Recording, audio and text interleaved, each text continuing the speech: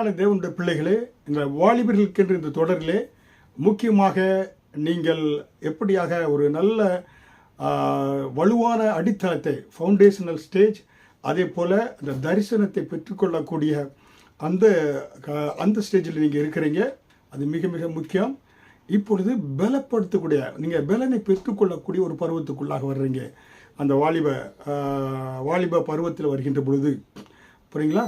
அந்த பலன் உங்களுக்கு எப்படியாக கிடைக்கக்கூடியதாக இருக்கிறது என்றால், தேவன் உங்களை பார்க்கிற கண்ணோட்டத்தில் உங்களை நீங்கள் பார்க்க வேண்டும். புரியுங்களா? உங்களுடைய சூழ்நிலைகளோ, ஒரு கிராம பின்னணியிலோ, நன்றாக உங்கள் வீட்டில் யாரும் படிக்கலையோ, ஒரு ஏழையாகவோ உங்களை குறித்து தாழ்வான ஒரு எண்ணம் இருக்கக்கூடாது. புரியுங்களா? உங்களுடைய மனதில் எண்ணங்கள் எப்படி இருக்கிறதோ அதே போல தான் உங்களுடைய வாழ்க்கையும் அமையும். புரியுங்களா? அப்போ தேவன் பார்க்கிற விதமாய் தேவ கண்ணோட்டத்தோடு உங்களை நீங்கள் பார்க்கணும். புரியுங்களா? அது மிக மிக முக்கியம். வேதத்தில் தேவ கண்ணோட்டத்தோடு பார்த்த ஒவ்வொரு அந்த தேவனுடைய பிள்ளைகளும் பிற்காலத்தில் அவங்க பெரிய தலைவர்களாக விளங்கினார்கள். ஹல்லேலூயா. அதனால்தான் சங்கீதம் 138 அதிகாரம் 3வது வசனத்தில், என் ஆத்மாவிலே பலன் தந்து என்னை தைரியப்படுத்தினீர். பாருங்க, ஆத்மாவில் முதல் ஆண்டவர் பலனை கொடுக்கிறார். எண்ணங்களிலே ஆத்மாவிலே பலனை கொடுத்து என்னை தைரியப்படுத்தினீர் என்று சங்கீதக்காரன் சொல்கிறார். ஹல்லேலூயா. எண்ணங்கள் மனதில் முதல்ல நீங்கள் ஒரு தேர்வில் படிப்பதற்கு உங்கள் மனதில் நான் தேர்வில் வெற்றி பெற்று விடுவேன், அதுக்காக நல்லா ஆயத்தப்படுத்தியிருக்கேன்னா ஒரு 50% நீங்கள் சக்ஸஸ் பெற்றுக்கொண்டீங்கன்னு அர்த்தம். அப்போ ஆத்மாவிலே பலனை தந்து என்னை தைரியப்படுத்தினாரா என்று சங்கீதக்காரன் சொல்கிறான். சங்கீதம் 138 அதிகாரம் 3வது வசனத்திலே. அதே போல் சங்கீதம் 18வது அதிகாரம் வசனம் 29, உம்மாலே நான் ஒரு சேனைக்குள் பாய்வேன், என் தேவனால் ஒரு மதிலை தாண்டுவேன். பாருங்க, தேவனாலே பெலன் யார் கொடுக்குறாரு? கர்த்தர் கொடுக்குறாரு. புரியுங்களா? இந்த பிலிப்பியர் 4வது அதிகாரம் வசனம் 13, என்னை பலப்படுத்துகிற கிறிஸ்துவினால் எல்லாவற்றையும் செய்ய எனக்கு பலன் உண்டு. அந்த மனது உங்களுக்கு என்னதில் தேவன் எப்படியாக உங்களை பார்க்குறாரு? உங்களுக்கு கர்த்தர் பலனை கொடுக்குறாரு. ஹல்லேலூயா. ஏன்னா தேவனால நீங்கள் என்ன செய்றீங்க? ஒரு சேனைக்குள் பாவீங்க, மதில நீங்கள் தாண்டுவீங்க. ஹல்லேலூயா. அப்போ முதலிலே தேவ பார்க்கிற விதமாய் உங்களை நீங்கள் பாருங்க. உங்களுடைய சூழ்நிலை, உங்களுடைய இயலாமை எப்படி இருக்கு, அதை அப்படியாக உங்களை நீங்கள் பார்க்காதீங்க. கர்த்தர் உங்களை தேவ கண்ணோட்டத்தோடு உங்களை பாருங்க. அது மிக மிக முக்கியம். அதான் பலனை பெற்றுக்கொள்வது. புரியுங்களா? அதனால் தான் வசனம் என்ன சொல்கிறது? 1 யோவான் 2வது அதிகாரம் வசனம் 14, வாலிபரே நீங்கள் பலவான்களாக இருக்கிறதாலும், பாருங்க, எல்லா வாலிபர்களும் சொல்லப்பட்டிருக்கு வசனத்தில், வாலிபர்களே நீங்கள் பலவான்களாக இருப்பதினாலும், 1 யோவான் 2:14 வேத வசனம் உங்களில் நிலைத்திருக்கிறதுனாலும் நீங்கள் பொல்லாங்கான ஜெயித்ததினாலும் உங்களுக்கு எழுதுகிறேன். பாருங்க, மைட்டி வாரியர் என்று நீங்கள் சொல்லப்பட்டிருக்கு. உங்களை பொல்லாங்கான நீங்கள் ஜெயித்திட்டீங்களா? நீங்கள் எப்படிப்பட்டவங்க? நீங்கள் பார்த்தீங்கன்னா பலவான்களாக இருக்கீங்க என்று வேதவசனம் சொல்கிறது.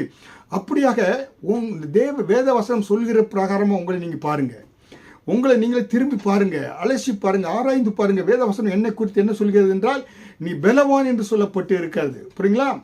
உன்னை ஒரு மைட்டி வாரியராக வேதவசனம் சொல்கிறது. உன்னை கான்கரர், மோர் தென் கான்கரராக என்ன வேதவசனம் ஒன்று சொல்கிறது. எல்லாவற்றையும் நீ சுதந்திரித்து கொண்டாய் என்று சொல்லி. புரியுங்களா? அப்போ அதுதான் அப்போஸ்தலனாகிய பவுல் 2 கொரிந்தியர் 12வது அதிகாரம் வசனம் 9 முதல் 10 பார்க்கின்ற பொழுது, 2 கொரிந்தியன் சாப்டர் 12 verse 9 and 10 பார்க்கின்ற பொழுது, நான் பலவீனனாக இருக்கும் பொழுதே பலமுள்ளவனாக இருக்கிறேன். ஹல்லேலூயா. எனக்கு சோர்வுகள் இருக்குது, பலவீனாக இருக்கு, ஆனால் அதே நேரத்தில் நான் பலவானாக இருக்கிறேன். உண்மை இப்போ நோக்கி பார்க்குறேன், நீர் எனக்கு பலனை கொடுக்கிறீர். ஹல்லேலூயா. அதனால தான் நீங்கள் நல்லா இருப்பீங்க. யாராவது என்ன பிரதர், என்ன சிஸ்டர், நீங்கள் டல்லாக இருக்கீங்க, உடம்பு முடியலாம் கேட்டால் நீங்கள் டல்லாக இருந்திருக்க மாட்டீங்க. அந்த வார்த்தை, சொன்ன வார்த்தை உங்களை டல்லாக மாற்றி இருக்கும். ரொம்ப சோர்வாக இருக்கீங்களே, டயர்டாக இருக்கீங்களே, வீட்டுக்கு போனால் போகணும்னு சொன்னால், ஆமாம் உண்மையிலே இருக்குது, அப்படி தான் டயர்டாக இருக்குது, நான் வீட்டுக்கு சீக்கிரம் போகிறேன்ட்டு அந்த எண்ணம் மனதில் வந்துடும். பலவீனனாக இருக்கின்ற பொழுது நீ பலவானாக இருக்கிறாய் என்று பவுல் சொல்கிறார். ஹல்லேலூயா. அப்போ ஒரு காரியத்தை பாருங்கள், ஒரு 10 நிமிடம் என்னை பலப்படுத்துகிற கிறிஸ்து பலப்படுத்துகிறார், 10 நிமிஷம் சொல்லி பாருங்கள். அது உங்களுக்கு இயற்கைக்கு அப்பாற்பட்ட விதத்தில் உங்களுக்கு பலன் வரக்கூடியதாக இருக்கும். ஹல்லேலூயா. அப்போ அருமையான தேவனுடைய பிள்ளைகளே, இதுதாங்க பாருங்கள், ஒரு என்ன செய்கிறாங்க, அநேகர் ஜனங்களை கடத்தி கொண்டு சென்று அவங்கள என்ன செய்யணும், சூசைட் பாம்பராக மாற்றுவதற்கு ஒரு வீட்டுக்குள்ளே அடைத்து நல்லா மைக் ஸ்பீக்கரை போட்டு எந்நேரமும் பாரு உன்னை அவன் கெடுத்துட்டானே, நீ அவனை பழி வாங்கி அவனுக்காக பாம் பிளாஸ்ட் பண்ணு என்ன அப்படி இப்படி ஏதாவது சொல்லி அவங்கள மைண்ட் வாஷ் பண்ணுவாங்க. ஒரு காரியத்தை திரும்ப திரும்ப திரும்ப சொல்லும்போது அவங்க அது பிரகாரமாக மாறிடுறாங்க. புரியுங்களா? அப்போ தேவனுடைய பிள்ளைகளாக இருக்கிற நாம் வேதவசனம் நம்மளை குறித்து என்ன சொல்கிறது, தேவன் நம்மை குறித்து என்ன சொல்கிறார் என்பதை நீங்கள் கேட்க படிக்க வேதத்தை படிக்க, ஏன்னா நீங்கள் கேட்க நீங்கள் அப்படியாக மாறக்கூடியவர்களாக இருக்கிறீங்க. ஹல்லேலூயா. அதனால தான் இங்கே பார்க்கிறோம் நியாயாதிபதிகளை கிதியோன் பாருங்க, நியாயாதிபதிகள் 6ஆம் அதிகாரம் வசனம் 11 கிதியோன் கோதுமையை மீதியானியரின் கைக்கு தப்புவிக்கிறதுக்காக ஆலைக்கு சமயமாய் அதை போரடித்து கொண்டிருந்தான். கர்த்தருடைய தூதனானவர் அவனுக்கு தரிசனமாகி பராக்கிரமசாலியை கர்த்தர் உன்னோடு கூட இருக்கிறார். பாருங்க, அவனை கிதியோனை ஆண்டவர் எப்படி கூப்பிடுறாரு, பராக்கிரமசாலியே, ஏன்னா மைட்டி மேன் ஆஃப் வல்லூர் சொல்றாரு, மைட்டி மேன் ஆஃப் வல்லூர், அதாவது பராக்கிரமசாலியே என்று தேவதூதன் அவனை கூப்பிடுறான். கர்த்தர் உன்னோடு இருக்கிறான்னு அவனுடைய பதில் பாருங்க. கர்த்தர் அப்பொழுது அவனை நோக்கி பார்த்து, உனக்கு இருக்கிற இந்த பலத்தோட போ, நீ இஸ்ரவேலை மீதியானியர் கைக்கு நீங்களாக்கி ரட்சிப்பாய், உன்னை அனுப்புகிறவர் நான் அல்லவா. மீதியானியருக்கு பயந்து அங்கே என்ன செஞ்சுட்டு இருக்கான் கோதுமையில், ஏன்னா அவன் என்ன செஞ்சுட்டு இருக்கான் அங்கே என்ன அதை பார்த்தீங்கன்னாக்கா அந்த கோதுமைகளை எல்லாம் இது பண்ணி கொண்டு இருக்கிறான். புரியுங்களா?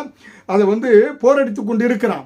ஆனால் அவன் பயந்து போய், ஆனால் தேவதூதன் அவனை பார்த்து, ஆனால் பராக்கிரமசாலியே கர்த்தர் உன்னோடு இருக்கிறார், மீதியானரின் என்ன செய்வாய் ரட்சிப்பாய் என்று, மீதியானருடைய கைக்கு என்ன செய்வார் கைக்கு நீ நீங்களாக்கி ரட்சிப்பாய் என்று, இஸ்ரவேல் ஜனங்கள் ரட்சிப்பாய் என்று தேவதூதன் சொல்கிறான். தேவனுடைய கண்ணோட்டம் கிதியோனை குறித்து வித்தியாசமாக இருக்கிறது. ஹல்லேலூயா. அதற்கு அவன், என் ஆண்டவரே, நான் இஸ்ரவேலை எதனால் ரட்சிப்பேன்? இதோ மனாசேயில் என் குடும்பம் மிகவும் எளியது, என் தகப்பன் விட்டு நான் எல்லாரும் சிறியவன் சொல்கிறான். பாரு, என் குடும்பம் என்ன எளிய குடும்பம், என்னை தகப்பன் விட்டு நான் சிறியவன், நீ வாயிலிருந்து வருது. தன்னை குறித்து தாழ்வாக சிறியவனாக இருக்கிறேன், எளிய குடும்பத்தில் இருக்கிறேனே, மீதியான எப்படி நான் மேற்கொள்வேன் என்று சொல்கின்ற பொழுதுதான் அதற்கு கர்த்தர், நான் உன்னோடு கூட இருப்பேன், ஒரு மனுஷனை முறியடிப்பது போல நீ மீதியானியரை முறியடிப்பாய். கர்த்தருடைய கண்ணோட்ட கிதியோன் மேல் எப்படி இருந்துச்சு பாருங்க, பராக்கிரமசாலியே உன்னோடு கூட இங்கே இருக்கிறேன், ஒரு மனிதர்களை மேற்கொள்வது போல நீ மீதியானரை மேற்கொள்வாய் என உன்னை பலப்படுத்துகிறார், நான் அல்லவாங்கிறாரு.